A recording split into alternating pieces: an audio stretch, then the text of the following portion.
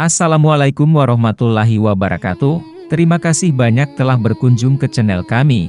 Penghargaan yang setinggi-tingginya kami ucapkan kepada saudara semuanya. Mendirikan Jamiatul Islamiyah. Pada tahun 1960-an, Abdul Karim Jamak mengunjungi Palembang untuk memenuhi undangan para jamaahnya dalam rangka meresmikan cabang pengajian di daerah Sungai Lumpur, 11 Ulu, Palembang. Di saat kunjungan inilah Abdul Karim Jamak bertemu dengan Mardiah, yang kelak dipersunting menjadi istrinya yang ketiga. Dari sinilah konfliknya dengan Alamsyah bermula, sebab sebelumnya Alamisah berkeinginan untuk menjodohkan anaknya dengan Abdul Karim Jamak tetapi ditolak. Karena kejadian tersebut, Alamsyah kemudian berencana untuk menyingkirkannya dari Urwatul Wuthqa. Berbagai konflik yang terjadi sejak tahun 1960 dalam tubuh organisasi tersebut membuat Abdul Karim Jamak mulai perlahan meninggalkan Urwatul Wuthqa dengan kembali mengajar secara terpisah dari kelompok tersebut. Puncaknya, karena sudah tidak sejalan dengan orientasi dari kelompok Urwatul Wuthqa serta konflik dengan Alamsyah yang tidak dapat diselesaikan, hingga tahun 1975.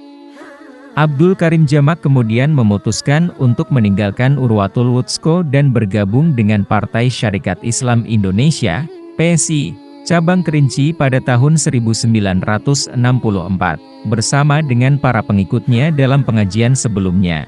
Sementara itu Urwatul Wuthqa kemudian dibubarkan oleh Alamsyah pada 19 April 1963 dan ajarannya dilarang oleh Kejati Cabang Jambi, melalui surat keputusan nomor 3478 Pakem DJT 1964 serta surat perintah yang dikeluarkan oleh Pedarmilda, Sumatera Selatan.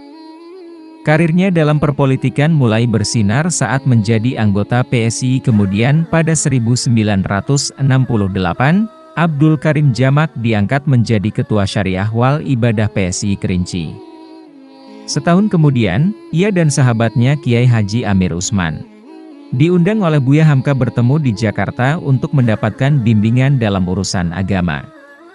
Pada Januari 1971, setelah bersama dengan PSI selama 7 tahun, Abdul Karim Jamak dan pengikutnya memutuskan untuk keluar dari PSI dan bergabung dengan Sekber Golkar Kerinci.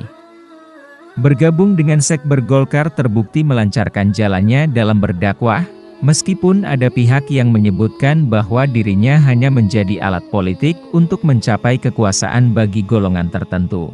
Tetapi, berkat dukungan dari Ketua Umum Sekber Golkar Kerinci saat itu Min Harafat, Abdul Karim Jamak kemudian dapat mendirikan organisasi keagamaan dengan nama Jamiatul Islamiyah pada tanggal 12 Maret 1971. Abdul Karim Jamak kemudian diangkat menjadi pembina tunggal Jamiatul Islamiyah dan bagi seluruh anggota pengajiannya yang tersebar di seluruh wilayah Indonesia dihimbau untuk menggabungkan diri dengan organisasi Jamiatul Islamiyah yang menjadi bagian dari organisasi sayap Sekber Golkar sebagai organisasi sayap yang baru dibentuk menjelang pemilu tahun 1971. Jamiatul Islamiyah difokuskan untuk memenangkan Golkar dalam pemilu tersebut. Beberapa hal dasar yang menjadi persyaratan dalam pendirian organisasi seperti adanya anggaran dasar dan anggaran rumah tangga baru dibahas dalam Muktamar 1 Jamiatul Islamiyah pada 17 Agustus 1986 di Sungai Penuh, Kabupaten Kerinci.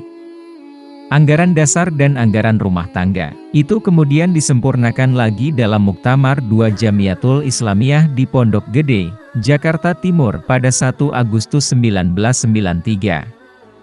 Dalam Muktamar 2 dibahas mengenai aturan-aturan dan struktur organisasi serta penegasan bahwa Jamiatul Islamiyah adalah organisasi kemasyarakatan bersifat non-politis yang bergerak di bidang dakwah Islamiyah, bersamaan dengan pengukuhan Abdul Karim Jamak sebagai pembina tunggal, dan Mohtar Moeji sebagai pelindung, serta Thohir Wijaya diangkat sebagai penasehat tunggal dari organisasi Jamiatul Islamiyah. Namun dalam praktiknya, Jamiatul Islamiyah masih terafiliasi dengan golongan karya yang masih berstatus sebagai salah satu partai politik aktif pada waktu itu. Struktur kepengurusan organisasi terbagi atas 1. Organisasi tingkat pusat yang dilaksanakan oleh Dewan Pimpinan Pusat. 2. Organisasi daerah tingkat 1 dan daerah tingkat 2 oleh Dewan Pimpinan Daerah tingkat 1 dan 2. 3. Organisasi tingkat kecamatan dan desa yang dilaksanakan oleh Dewan Pimpinan Cabang dan Ranting. Pada kesempatan ini pula disepakati lambang organisasi Jamiatul Islamiyah yaitu gambar padi dan pita dengan tulisan Jamiatul Islamiyah di bawahnya. Pada tahun 1989, tepatnya bulan Desember, dimulai pembangunan Masjid Raya Jamiatul Islamiyah atau yang dikenal sebagai Masjid Hijau. Bangunan tersebut nantinya akan berdiri bersebelahan dengan kediaman dari Abdul Karim Jamak di Jalan Depati Parbo, Desa Lawang Agung, nomor 69 Pendirian. Pendirian masjid ini bertujuan sebagai pusat dakwah dan pengajian organisasi Jamiatul Islamiyah di Sungai Penuh yang sebelumnya berada di Masjid Baitul Ikhlas di Muarokumun. Pembangunan Masjid Hijau memakan waktu sekitar 7 bulan dengan para jamaah yang secara sukarela bergotong royong.